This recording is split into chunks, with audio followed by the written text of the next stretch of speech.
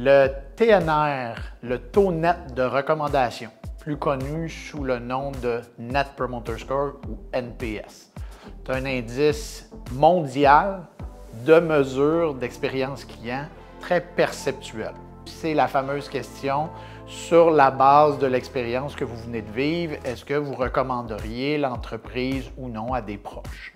Le répondant ne sait pas qui se catégorise, mais il peut répondre de 0 à 10. S'il répond entre 0 et 6, on considère que le répondant, le client, est un détracteur. Lorsqu'on répond 7 ou 8, on est ce qu'on considère un client passif. Moi, j'appelle ça souvent des infidèles vulnérables. Il y a évidemment ce qu'on appelle les promoteurs, c'est ceux qui répondent 9 ou 10. Des gens qui vont parler en bien, qui vont vous recommander régulièrement. Le NPS, on prend le pourcentage des promoteurs et on le soustrait du pourcentage des détracteurs et ça donne un score de NPS. Il y a beaucoup d'entreprises qui vont mesurer seulement le NPS pour avoir le score numérique. C'est souvent une première étape, mais très peu suffisante parce que ça ne vous donne pas les raisons qui ont mené les gens à être des promoteurs ou à être des détracteurs.